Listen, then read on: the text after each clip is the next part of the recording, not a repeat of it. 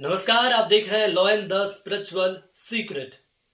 कैसे हैं आप सब? मैं उम्मीद कर रहा हूं कि आप सब बहुत बढ़िया होंगे अपने परिवार के साथ, अपने सभी शुभ चिंतकों के साथ। आज हम कुछ खास जानकारी लेकर आए हैं और वो है शिव चालीसा से जुड़ी हुई। क्या आपके मन में एक सवाल आया है कि आखिर हम जो शिव चालीसा का पाठ करते हैं वो सिद्ध हुई है या नहीं हुई है? देखिए, पूजा पाठ में शिव चालीसा का बहुत बड़ा महत्व है। शिव चालीसा के सरल शब्दों से भगवान शिव को प्रसन्न किया जा सकता है, भोलेनाथ को प्रसन्न कर सकते हैं। शिव चालीसा के पाठ से कठिन कार्य को बहुत ही आसानी और सरलता से कर सकते हैं। शिव चालीसा की 40 पंक्तियां सरल शब्दों में विद्यमान हैं, जिनकी महिमा काफी ज्यादा है, जिनकी महिमा बहुत ज्यादा है। देखिए, भोले स्वभाव के होने के कारण भगवान भोले भंडारी शिव चालीसा के पाठ से आसानी से मान जाते हैं, भक्तों को मनचाहा वरदान दे देते हैं और इसीलिए शिव चालीसा के पाठ की बहुत ज्यादा महिमा देखने को मिलती है। इसीलिए हम कह रहे हैं कि क्या आपको पता है आपकी शिव चालीसा सिद्ध हुई है या नहीं हुई है? अब बात करेंगे कि आखिर शिव चालीसा को सिद्ध हम कैसे कर सकते हैं। तो भक्तों, आपको बता दूं कि आप एक दिन में शिव चालीसा सिद्ध कर सकते हैं। कई लोग हमसे पूछते हैं कि क्या हम एक दिन में शिव चालीसा सिद्ध कर सकते हैं? तो जी हाँ, क्यों नहीं कर सकते, बिल्कुल कर सकते हैं। किसी खास दिन जैसे कि होली, दिवाली या महाशिवरात्रि को आप इस एक दिन में ही इसे सिद्ध कर सकते हैं। सबसे पहले आप यह जान लीजिए कि शिव चालीसा को सिद्ध करने का आखिर सही तरीका क्या है।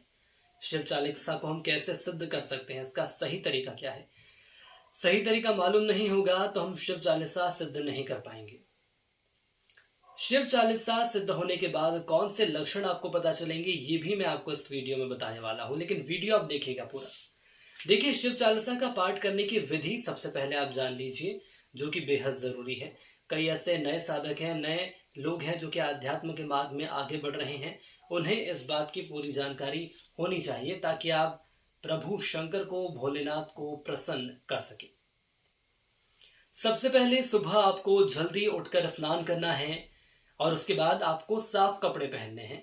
इसके बाद अपना मुंह आप पूर्व दिशा में रखें और एक साफ आसन पर बैठ जाइए। कोशिश करिएगा कि जिस आप आसन पर बैठे हो वो आसन इतना हो कि आपके पैर या आपके हाथ जमीन पर टच ना हो। अब पूजा में धूप, दीप, सफेद चंदन माला, सफेद 5 फूल रखना है। इसके साथ ही आपको मिश्री को प्रसाद के रूप में रखना है। मिश्री को आप प्रसाद के रूप में रख सकते हैं। इसके बाद पाठ करने से पहले गाय के घी का दिया आप जलाएं। एक लोटे में शुद्ध जल भरकर रखें। इसके बाद आपको भगवान शिव की शिव चालीसा का 3 बार पाठ करना है।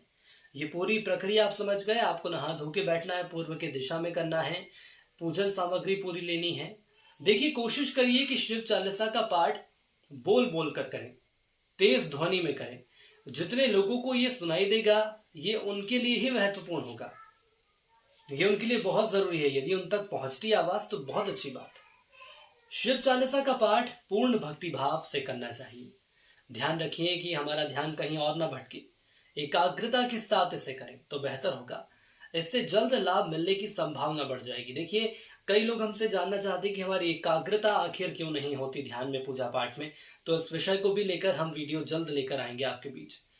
पूजा पाठ हो जाने के बाद लोटे का जल सारे घर में आप छिड़क दीजिए। थोड़ा सा जल स्वयं भी आप पी लीजिए और मिश्री को प्रसाद के रूप में खाएं। अपने परिवार को खिलाएं। आपके परिवार में जो बच्चे हैं आप उनको खिला सकते हैं। अब बात करते हैं शिव चालीसा सिद्ध होने के बाद क्या लक्षण देखने को मिलते हैं।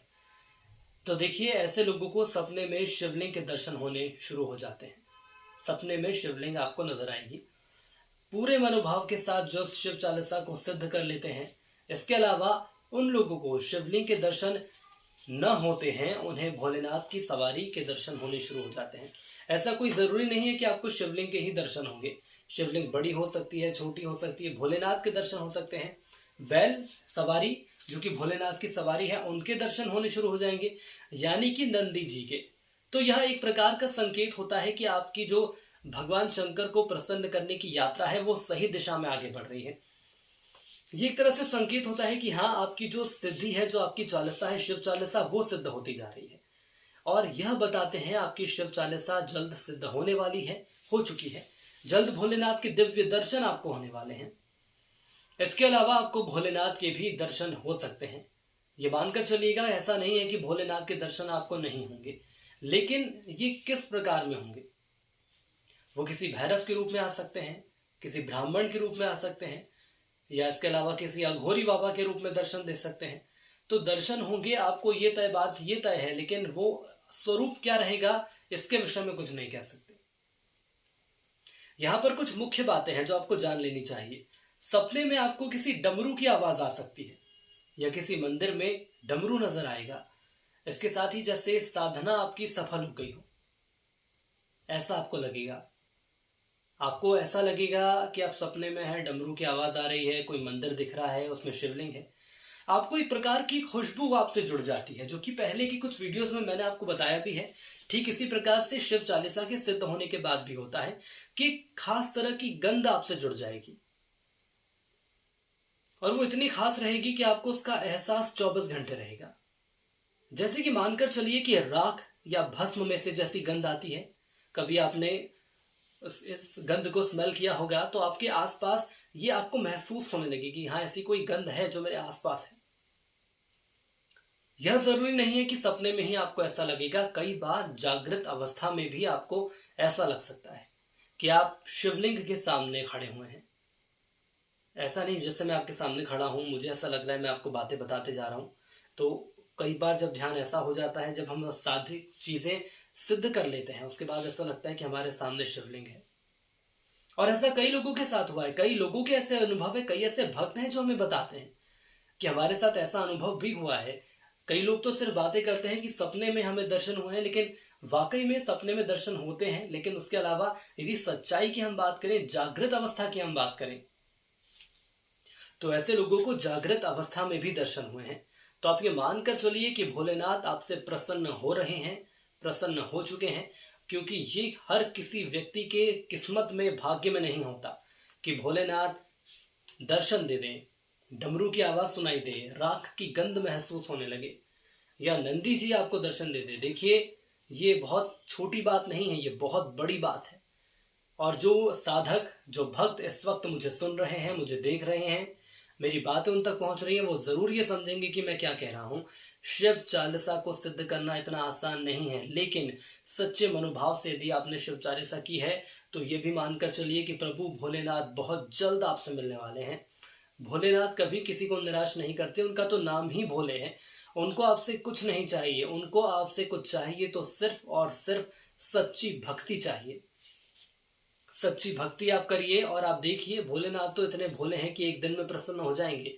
बाकी देवी देवताओं को प्रसन्न करने में सालों निकल जाएंगे, जीवन निकल जाएगा। लेकिन सच्ची श्रद्धा के साथ आप करते हैं शिव चालीसा, तो मात्र एक दिन में ही प्रभु भोले को आप प्रसन्न कर सकते हैं। आज के लिए इतना ही। यदि आपको हमारा वीडियो पसंद आया तो जरूर इसे लाइक करें, शेयर करिए, कमेंट्स करिए। आज के लिए इतना ही। जय शिव शंकर।